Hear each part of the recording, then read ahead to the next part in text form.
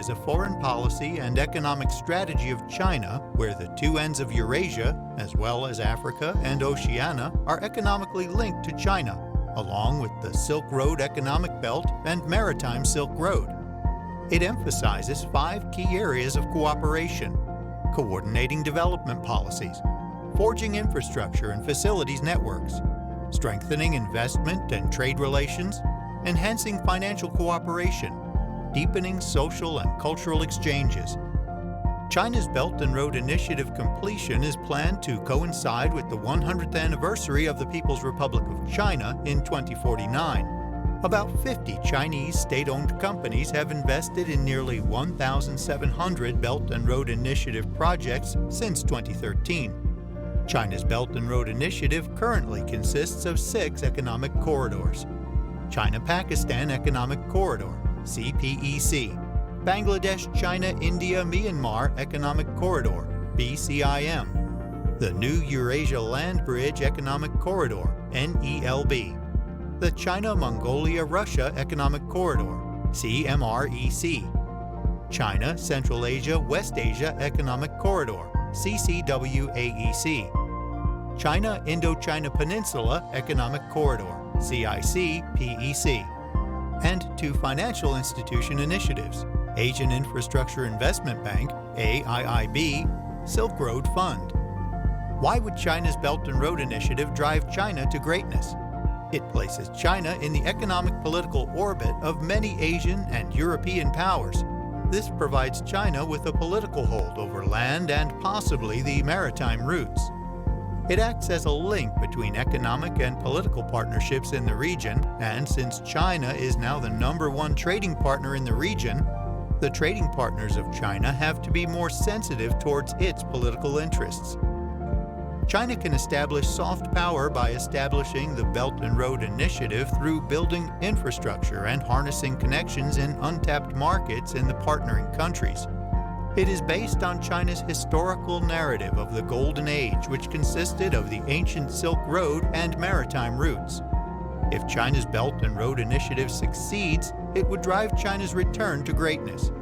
Trade will expand by $2.5 trillion and connect the world's 3 largest labor forces: China, India, and ASEAN. This is what you need to know about China's Belt and Road Initiative. In September 2021, the Silk Road briefing paper reported that the value of projects built to support the trading network totaled over $4 trillion US. While China was gaining partner after partner in this unique economic relationship, many Western countries were absorbed with linking trading relations to various social policies geared to alter the social, moral, and cultural values of nations as a prerequisite to continued or expanded economic activity.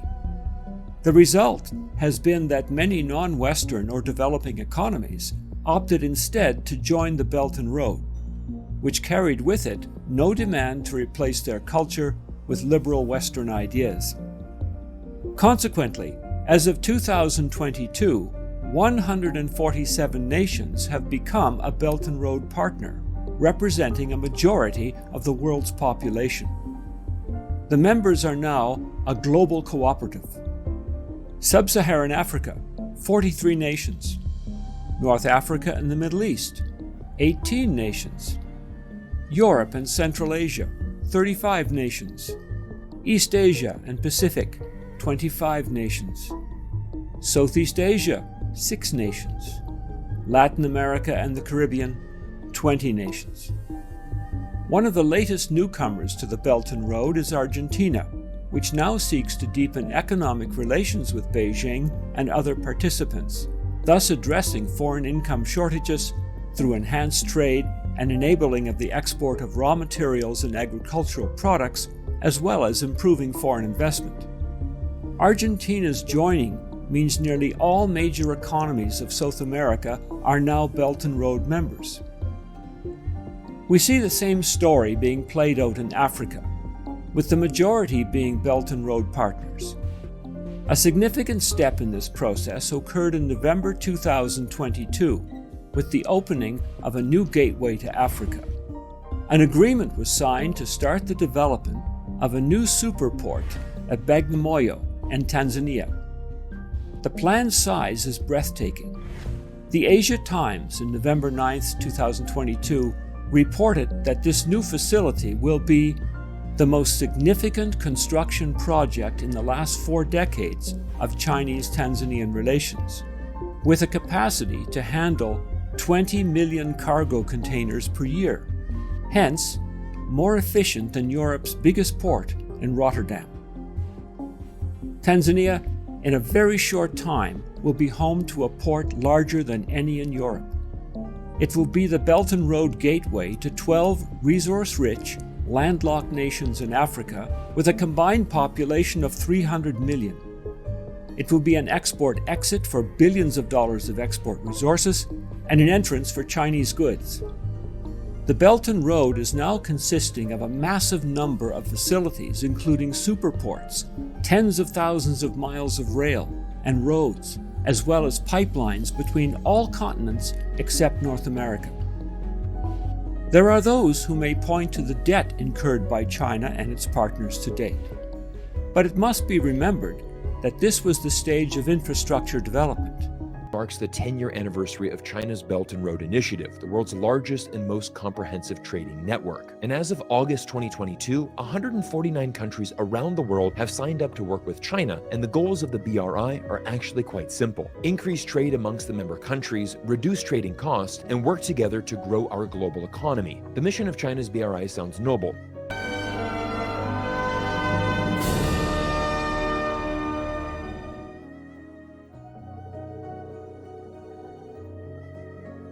我叫西达，我来自老挝北部城镇孟赛，那里离中国很近。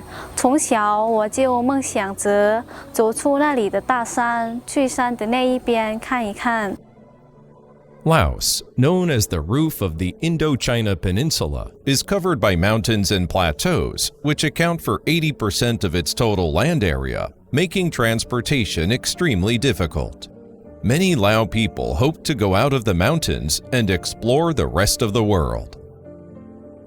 In 2015, Chinese President Xi Jinping, together with Lao leaders, made a significant decision to jointly build the China-Laos Railway.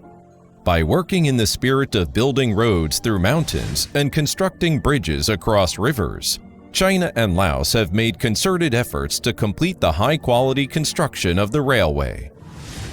During this period, many Lao youths left the mountains and traveled to China to study advanced railway technology and gain relevant knowledge.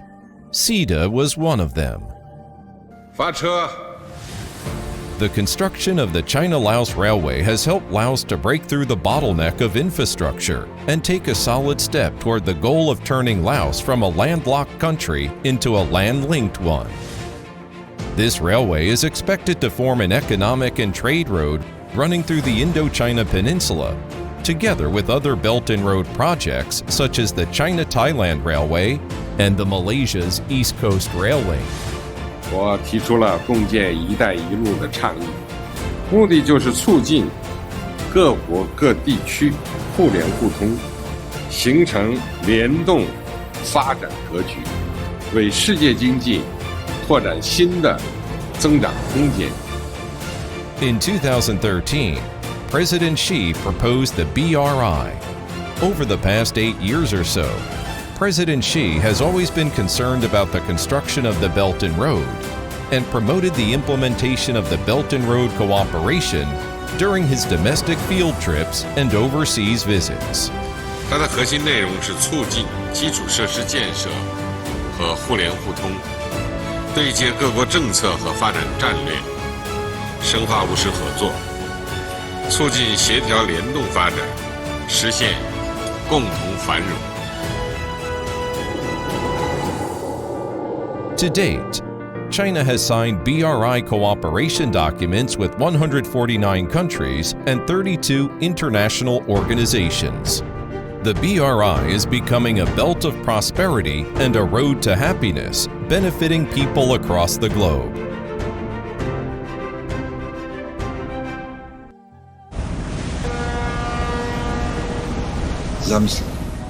za samo 5,5 godina od fabrike koje je nekoliko nedelja ili možda i meseci, nije toliko važno, delilo od zaustavljanja i potpune obustave rada, postaćemo jedna od najboljih fabrika u ovom delu Evrope. Nous remercions vraiment le gouvernement chinois qui nous a apporté ces forages de bonheur. Vraiment, c'est des forages de bonheur parce qu'auparavant, ça a été difficile. Des sincères remerciements au peuple chinois, plus particulièrement, qui nous sait vraiment faire ces bonheurs-là. On remercie vraiment l'initiative Ceinture et la route.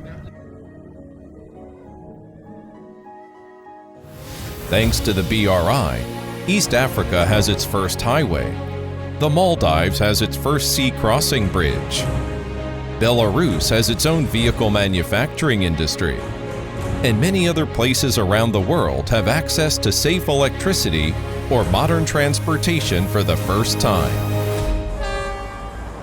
In the face of the COVID-19 pandemic, President Xi promised that China will work with its partners to develop the Belt and Road into a model of cooperation for meeting challenges through unity, a model of safeguarding health for protecting people's safety and well-being, a road of recovery for resuming economic and social activities, and a model of growth for unlocking development potential.